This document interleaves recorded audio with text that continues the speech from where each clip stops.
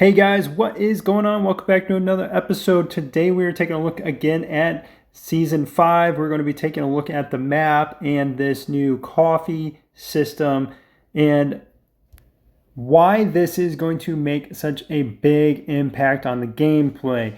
As you can see right now, I have black coffee. It's just a standard coffee. Whenever you first unlock the virus or the Caffeine Institute, you will be able to start making this coffee. You kill some zombies and you get different recipes essentially.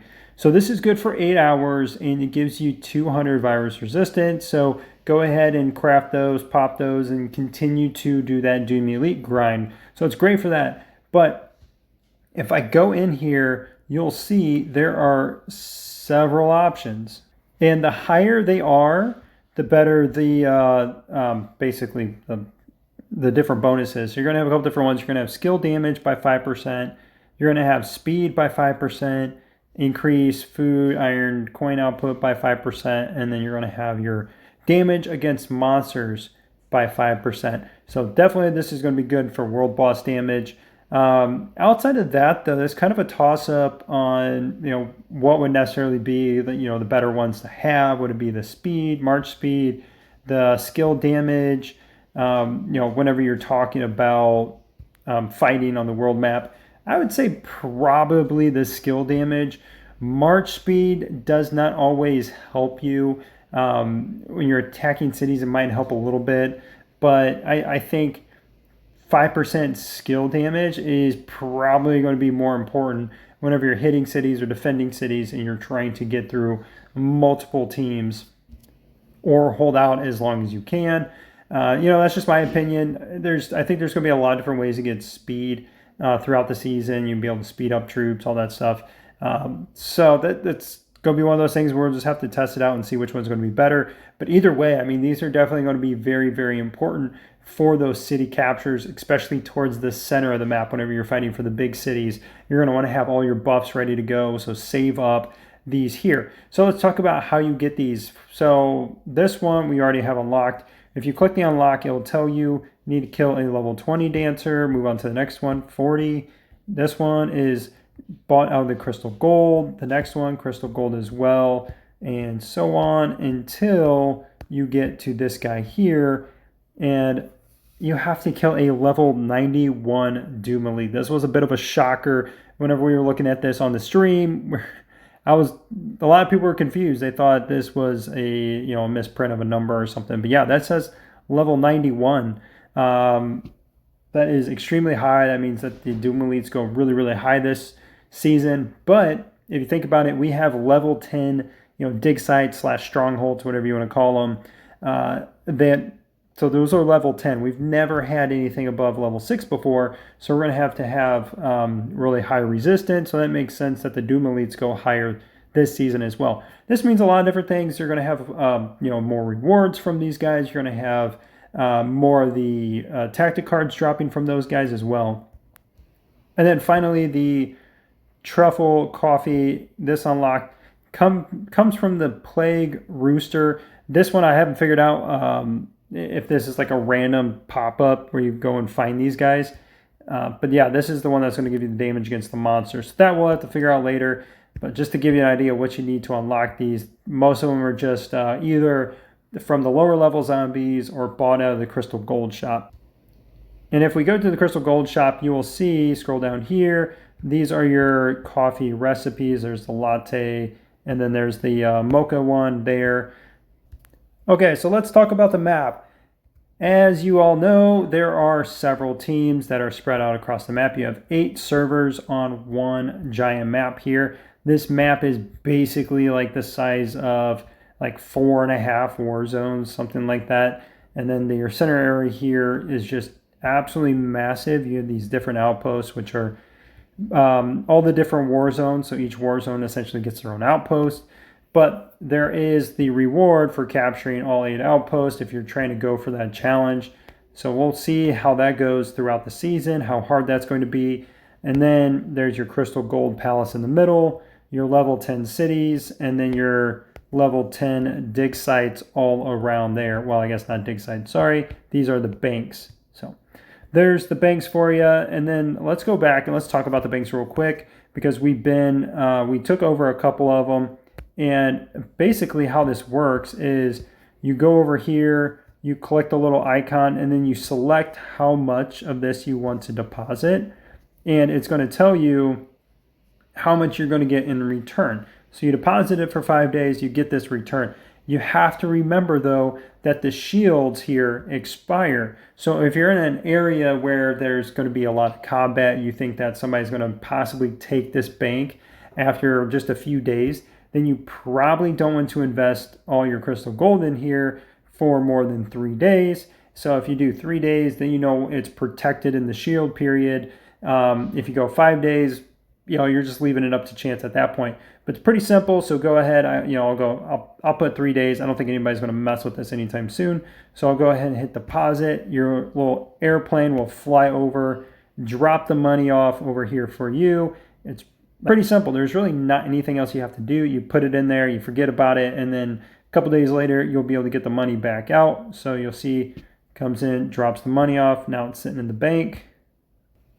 So if I click on this screen here and click on this little icon where it looks like the printing a receipt, you'll see my deposit there. And then also on the left side where you have your collection here, you're also going to have this little receipt from your deposit. And you'll also get one in your season tab. If you click on the mail in the season tab, you'll have your receipt there as well. So it tells you, you have it in there for 3 days. It's going to give you 133% return. You deposited 6,000. Little bit of an error with the text here, but that should show you exactly how much you're going to get back. And then another little weird feature I wanted to show you guys real quick. I don't think it really is going to impact too much, but you cannot send marches across these walls here. So if you'll notice, there's some walls dividing areas around the map. You are unable to send a march across this map here. So like say this Dumalee here, I cannot start a rally on this side of that wall. I'd have to start it over here. So if you see here, I can start a rally here. So there's some different quirks around this map. I'm not quite sure the point of that. If you guys know what it is, let me know in the comments below. But yeah, as of this point, I'm not quite sure what that is, but we can send, I've sent marches all the way across the map here. So most of the map you should be able to send all the way across.